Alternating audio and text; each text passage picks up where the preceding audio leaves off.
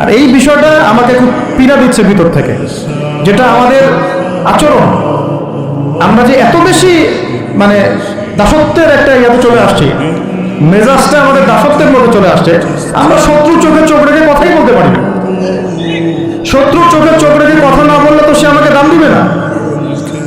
কই, সে তো চায়নার সাথে এসব ডিল করতে পারে না, সে তো ইভেন পাকিস্তানের সাথেও তো পারে না। পাকিস্তানে কি খুব মুসলিমদের ঐক্য আছে নাকি? না, নাই তো। ওর ইন্টারনাল অবস্থা তো আমাদের চেয়ে অনেক সময় খারাপ। কয়েকটা পারমাণবিক বোম আছে, এই কারণে তার দিকে তাকাতে পারে না। স্বাধীনতার 50 বছরে কয়টা মিসাইল তৈরি করলেন? একটাও তো তৈরি করার ফিকির করলেন না। তাহলে বিগত 50 বছরের ইতিহাস যদি আমরা ঘাটি, তাহলে দেখবো যে যত রকমের মানব রচিত তন্ত্রমন্ত্র আছে, এই তথাকথিত গণতন্ত্রই বলেন, আর এই জাতীয়তাবাদের কথাই বলেন, আর এই তথাকথিত ধর্মনিরপেক্ষতাবাদ, আর এই কমিউনিজম, যা আছে সব ফেল করেছে। পশ্চিমা সব মতবাদ এখানে এমনভাবে ফেল করেছে যেটা ইতিহাসে বিরল। তাহলে একটা মাত্র পথ আপনাদের সামনে এখন খোলা আছে, যেই পথ দিয়ে এই সমস্ত সমস্যার সলিউশন আনা সম্ভব। সেই পথটাই হচ্ছে ওই যে লেখা আছে, সিরার আলোকে উম্মার সংকট নিরসন করা। সিরাতের আলোকে যদি উম্মার সংকট নিরসন করতে না পারি, আর কোনো রাস্তা আমাদের সামনে খোলা নাই। দিন কায়েমের শর্ত 3টা বলেছেন না? 3 নম্বর শর্তটাই হচ্ছে এটা যদি ইবাদত হয়, দিন কায়েম যদি একটা ইবাদত হয়ে থাকে, তাহলে সেই ইবাদত কবুল হবে শুধু একজন ব্যক্তির তরিকায়। কার তরিকায়? মুহাম্মদ রাসূলুল্লাহ সাল্লাল্লাহু আলাইহি ওয়াসাল্লামের তরিকায়। ইবাদত হতে হবে এক আল্লাহর জন্য, হালাল রিজিক থাকতে হবে, এবং তরিকা হতে হবে কার? মুহাম্মদ রাসূলুল্লাহ সাল্লাল্লাহু আলাইহি ওয়াসাল্লাম। তো মুহাম্মদ সাল্লাল্লাহু আলাইহি ওয়াসাল্লামের তরিকাই হচ্ছে সিরাত, যেটার মধ্য দিয়ে আমরা দিন কায়েম করব ইনশাআল্লাহ। আর কোনো রাস্তা খোলা নাই। যত তন্ত্রমন্ত্র নিয়ে আসো, যত তন্ত্রমন্ত্র, এখন তো 4টা-5টা আছে, আরো যদি নতুন কোনো তন্ত্রমন্ত্র নিয়ে আসে, তারপরেও এই জাতির মুক্তির কোনো পথ নাই সিরাত ছাড়া। এখন আমাদেরকে আগে সিরাত পড়তে হবে ভাই, সবাইকে আগে সিরাতটা পড়তে হবে। সিরাত পড়লে পরে আপনারা বুঝতে পারবেন যে ইনশাআল্লাহ তাআলা কোন পথে আমাদেরকে হাঁটতে হবে। এখানে টপিক অনেক ডিপ দেওয়া হয়েছে, অত ডিপে গেলে আমাদের সারা রাত চলে যাবে। আমি শুধু ভাষা কয়েকটা পয়েন্ট বলতেছি, একটু মনোযোগ দেন। নবী সাল্লাল্লাহু আলাইহি ওয়াসাল্লাম যখন থেকে কাজ শুরু করেছেন, কাজ বলতে আমি দাওয়াতের কাজ বোঝাচ্ছি, তখনকার সমাজটা কিন্তু আমাদের মতো এতটাও মানে কমফোর্টেবল ছিল না। একটা অমুসলিম রাষ্ট্রে তিনি দাওয়াতের কাজ শুরু করেছেন। মক্কা কি ছিল? একটা মুসলিম রাষ্ট্র না অমুসলিম রাষ্ট্র? অমুসলিম একটা রাষ্ট্রে তিনি অ্যাজ এ নবী তার দাওয়াতের কাজ শুরু করেছেন। সুবহানাল্লাহ। এবং তিনি সেই রাষ্ট্রের একজন পরিচিত ব্যক্তিত্ব, যাকে আস-সাদিক আল-আমিন বলে ডাকা হয়, যার আগেও কোনো গুনাহ নাই, পরেও কোনো গুনাহ নাই। এমন একজন ব্যক্তিত্ব তিনি, যার আগেও কোনো গুনাহ নাই, পরেও কোনো গুনাহ নাই, এবং তিনি একটা অমুসলিম রাষ্ট্রে ওহী প্রাপ্ত হয়ে দাওয়াতের কাজ শুরু করেন। আর আমরা তো মুসলিম রাষ্ট্রে বসে আছি, আমরা তো মক্কায় নাই। আমরা কি মক্কায় আছি? আমরা তো মক্কায় নাই। যদি মক্কায় না থাকি, তাহলে এরকম নতজানু পররাষ্ট্রনীতি কেন?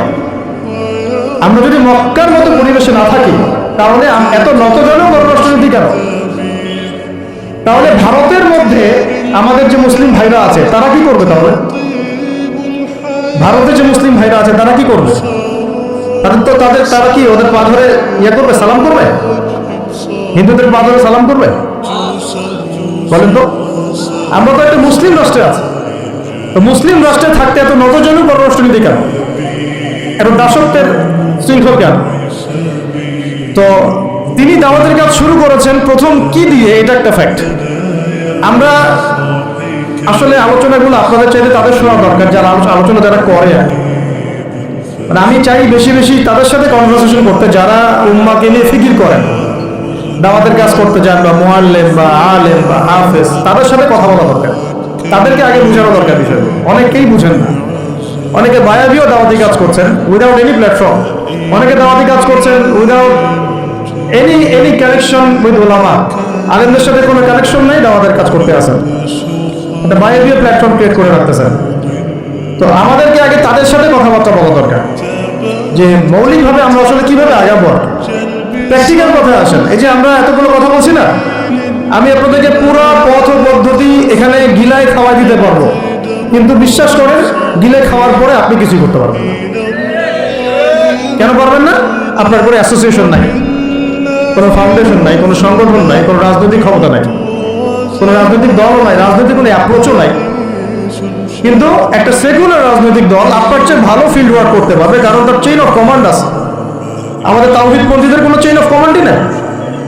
বলে আসতেছি বিগত 5 বছর 10 বছর ধরে একই বয়ান, মাথায় ঢুকে না জিনিসটা। চেইন অফ কমান্ড বলে একটা কিছু আছে, যেখানে একজন আমির নাই, যেখানে একজন ইমারা নাই, একটা আমির নাই, আসসাম ওয়া তাআ নাই, বায়আ নাই, যেখানে শুনলাম মানলাম আনুগত্য করলাম, আমির মামুর জামা ইমারা এগুলো নাই, সেখানে তো চেইন অফ কমান্ড আসবে না। তাবলীগ জামাত কাজ করছে না, করছে কিনা? একটা সূরা পর্ষদ আছে না, সূরা নিজামি আছে না, আমির আছে না, কাজ করতেছে, ফলাফল পাচ্ছে মাশাআল্লাহ। জামাত ইসলাম কাজ করছে না, একটা চেইন অফ কমান্ড আছে, প্রত্যেকটা জেলায় জেলায় শাখা আছে, তারা তাদের উপরের লেভেল থেকে কোনো ডিরেকশন আসলে সেটাকে উচ্চ লেভেলে বাস্তবায়ন করছে। তারপর ধরেন যে ইভেন এই যে আওয়ামী লীগ চলে গেল, তার একটা চেইন অফ কমান্ড ছিল না, ছিল কি না? উপরে যে বলতো জঙ্গি, নিচের ওই ব্যক্তিও বলতো হ্যাঁ সেই জঙ্গি, এমন একটা চেইন অফ কমান্ড ছিল না? এখন বিএনপি যারা রাজনীতি করতে ওদের নাই, আছে। এখন আপনি বলেন ইসলামপন্থীদের রাজনৈতিক দল কয়টা? একটা আছে আমাদের শাসনতন্ত্র, একটা হচ্ছে হেফাজত ইসলাম, আর কি হেফাজত ইসলাম তো আসলে কোনো রাজনৈতিক ব্যাকগ্রাউন্ড থেকে আসে না, এটা এসেছে আপনারা জানেন হিস্ট্রি, কোন প্রেক্ষাপটে এটা তৈরি হয়েছে, শাপলা চত্বরে ঘটনা, তাই না? আর জামাত ইসলাম। আর কথা হচ্ছে যে আমাদের তো মানে পৃথক পৃথক প্ল্যাটফর্মগুলোর মধ্যে একটা ঐক্যবদ্ধ সমন্বয় সবার আগে দরকার, তারপরে আমাদের একটা বৃহত্তর চেইন অফ কমান্ড দরকার।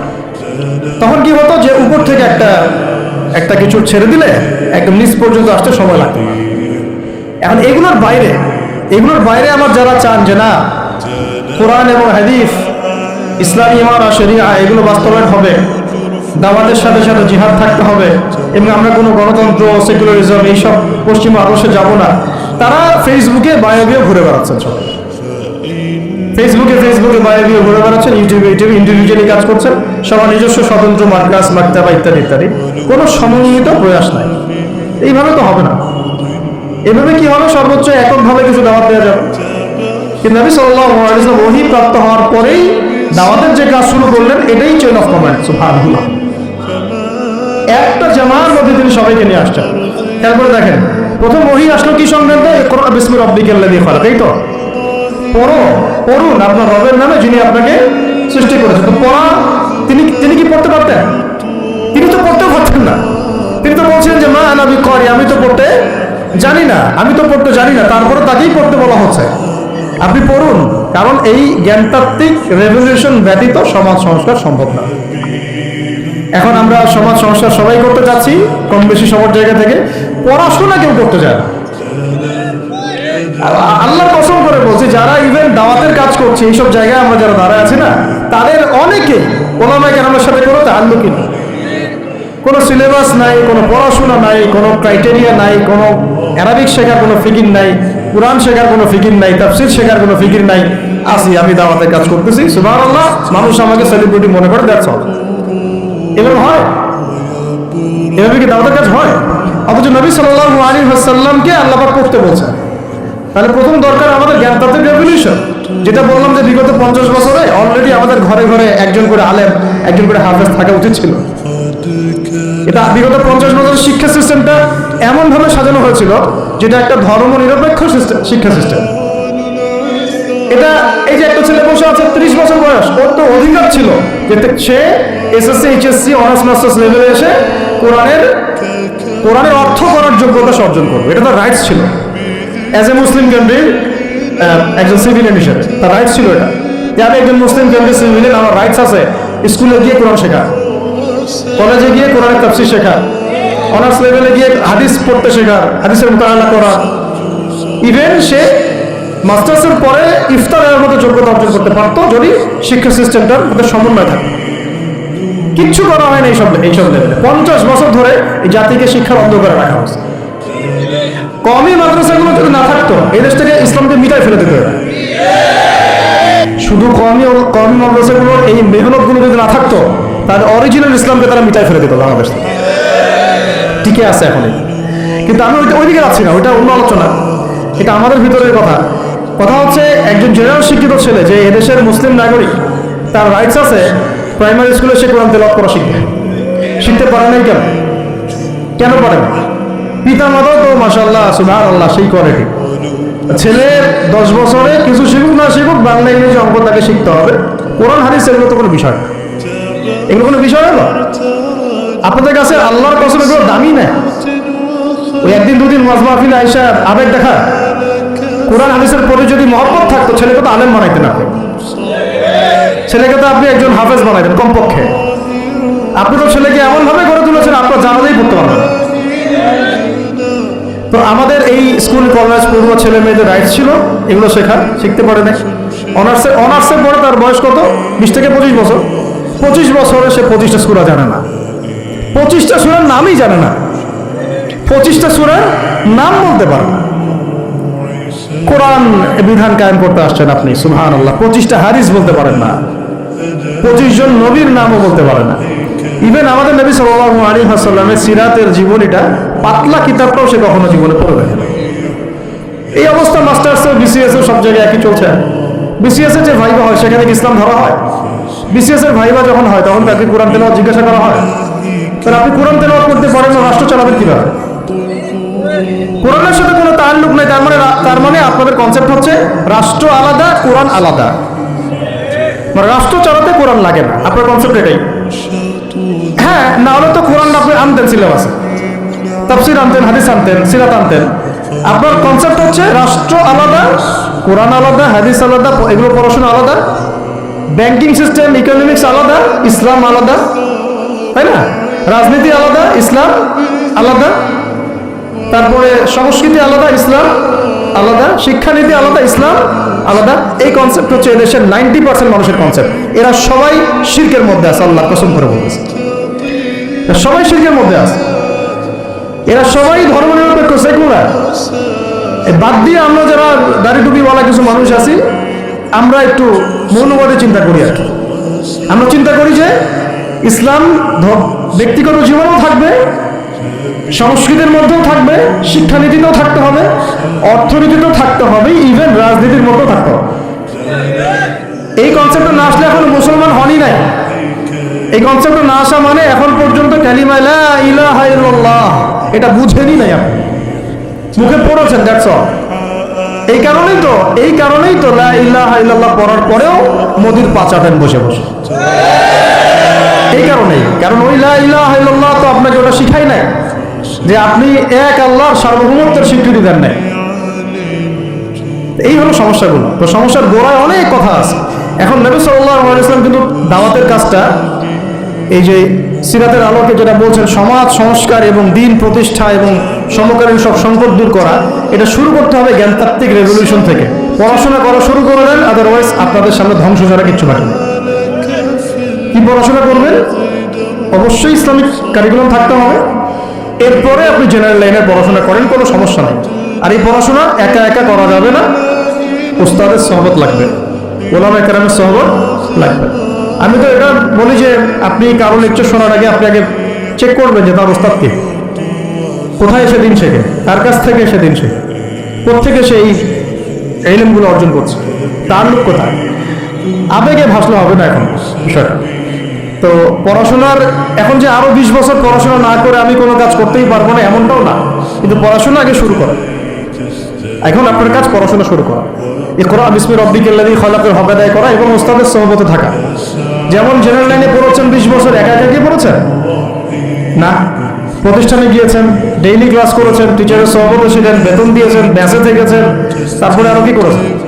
বাবার জমি বিক্রি করে দিয়েছেন, বাবা মায়ের জমি বিক্রি করে। সেম অন্তত পক্ষে এতটুকু যতটুকু আপনি জেনারেল লাইনের জন্য করেছেন, জেনারেল লাইনে যতটুকু করেছেন, ত্যাগ, শ্রম, মেধা খরচ, কষ্ট স্বীকার করা, এর যদি অর্ধেকও যদি দিন শিক্ষার জন্য করতে না পারেন, আপনি নিজেও মুনাফিক। আমরা নিজেরাও মুনাফিক তখন। বেশক আমাদের মধ্যে নেফাকি আছে। সুবহানাল্লাহ, আপনি একটা ডিগ্রির জন্য একবার 20 বছর ঢালতে পারেন, 20 কোটি টাকা ঢালতে পারেন, বাপের জমি বিক্রি করতে পারেন, মেসে থাকতে পারেন, ঢাকা বিশ্ববিদ্যালয়ের সেই লাইফ লিড করতে পারেন, এক বিছানায় দুজন থাকি, ফ্লোরের মধ্যে ফ্লোরিং করে থাকা, হাজার হাজার লাখ লাখ টাকা খরচ করা, কষ্ট করে সকালে ওঠা, রাত জায়গা, পড়া, পরীক্ষা দেওয়া, অ্যাসাইনমেন্ট, কত কি। আমি তো জানি এগুলো, আপনারা তো অনেকে না জানেন, আমি তো জানি, আমরা তো ইউনিভার্সিটিতে পড়ছি। এই পরিশ্রমগুলো আপনি করছেন অনলি ফর একটা সার্টিফিকেট আর একটা চাকরির জন্য, আর এর 10% কেন 5% আপনি করতে চান না দিনই শিক্ষার জন্য। তো আমি মুনাফিক না হলে এই পৃথিবীতে আর মুনাফিক কি আছে? এই মুনাফিকদেরকে দিয়ে আপনি দিন কায়েম করবেন না। শোনেন, আবেগ দিয়ে বিপ্লব হয়, আবেগ দিয়ে কি হয়? আবেগ দিয়ে বিপ্লব হতে পারে, আবেগ দিয়ে শরিয়া খিলাফা কায়েম হয় না। আবেগই হয়ে একটা বিপ্লব হতে পারে, আবেগ দিয়ে শুধু আবেগ দিয়ে শরিয়া খিলাফা কায়েম হবে না। শরিয়া খিলাফা কায়েম হয়েছে কাদের হাতে? সাহাবীদের হাতে। কাদের হাতে? আমাদের জিন্দেগি যখন সাহাবীওয়ালা হবে তখন শরিয়া কায়েম হবে। পড়াশোনা করে না, সাহাবীওয়ালা জিন্দেগি কিভাবে যাপন করবে? ওলামায়ে কেরামের সাথে তাআল্লুক নাই, সাহাবীওয়ালা জীবন কিভাবে যাপন করবে? নামাজের ঠিক নাই, সাহাবীওয়ালা জীবন হইল কিভাবে? কোরআন তেলাওয়াত করতে পারেন না, সাহাবীওয়ালা জীবন হইল? দিনের জন্য আমর বিল মারুফ নাহি আনিল মুনকারের কাজ নাই, ওই যোগ্যতাও নাই, তাহলে সাহাবীওয়ালা জীবন হইল কি? চেহারা সুরতের মধ্যে ইসলাম নাই, সুন্নতের প্রতি পাবন্দি নাই, সাহাবীওয়ালা জিন্দেগি হলো কি? সাহাবীদের হাতে বদর যুদ্ধ হয়েছে, জয়লাভ করেছে। উহুদ প্রায় জিতেইছি, এটা জিতেই বলা যায়, সাময়িক বিপর্যয় হয়েছে। খন্দক, খায়বার, মুতা, ইয়ারমুক কাঁপিয়ে দিয়েছে কারা? সাহাবীরা। তো সাহাবীওয়ালা ঈমান, সাহাবীওয়ালা আমল, সাহাবীওয়ালা আখলাক, সাহাবীওয়ালা মেহনত হলে পরে বাংলার মাটিতে দিন কায়েম হবে। না হওয়া পর্যন্ত এই লাভঝাপ করতে থাকা, আজকে এই বিষয়, কালকে ওই বিষয়, আজকে এই ইস্যু, কালকে এই ইস্যু, এগুলোই চলতে থাকে। আমরা এটা চাই না। আমরা চাই, এখন যেহেতু দাওয়াতের একটা সুবর্ণ সুযোগ আমাদের সামনে এসেছে, এখন যেহেতু আল্লাহ পাক, এটা আল্লাহ পাকের রহমত, এখানে সবাই ক্রেডিট নেওয়ার প্রতিযোগিতায় লিপ্ত আছে। আমার ক্রেডিটে হয়েছে, আমি এই করেছি, আমি সেই করেছি। এখন তো এমন দেখা যাচ্ছে যে ওই সময় কিছু বলেও নাই, সে এখন প্রধান উপদেষ্টার পাশ আসতেছে বুঝে বুঝে। সুবহানাল্লাহ, মানে রক্ত দিল এক ভাই, মানে বছরের পর বছর কারাগারে পচে মরল একদল, বছরের পর বছর, দিনের পর দিন, মাসের পর মাস আয়নার ঘরে ধুকে ধুকে মরল আর একদল। ঠিক আছে, বললাম দোকান থেকে বের হলে কেউ সুস্থ থাকে না। বছরের পর বছর মামলা মোকদ্দমা হচ্ছে একদল, এক একজনের ঘাড়ে 3টা 4টা 5টা 10টা 20টা করে মামলা। হ্যাঁ, তারপরে বছরের পর বছর এই ফ্যাসিজমের বিরুদ্ধে দাঁড়ানোর কারণে দেশ থেকে বিতাড়িত হয়েছে একদল, হয় নাই? শাপলা চত্বরে রক্ত দিয়েছে আর একদল। তারপরে এই ছাত্র ভাইদের হাজার হাজার পঙ্গু হয়ে পড়ে আছে বিভিন্ন জায়গায় আর একদল, আর শত শত মানুষ রাস্তায় প্রাণ দিল আর একদল, আর উড়ে এসে জুড়ে ক্ষমতায় বসলো আর একদল। সার্কাস চলতেছে, এবং এখন তাদের লেজুর ভিত্তি করতেছে আরেক দল, তাদের লেজুর ভিত্তি করতেছে নতুন আর একটা সম্প্রদায়, নতুন এক প্রাণী। তার চক্ষু লজ্জাও নাই, এদের চক্ষু লজ্জাটুকু।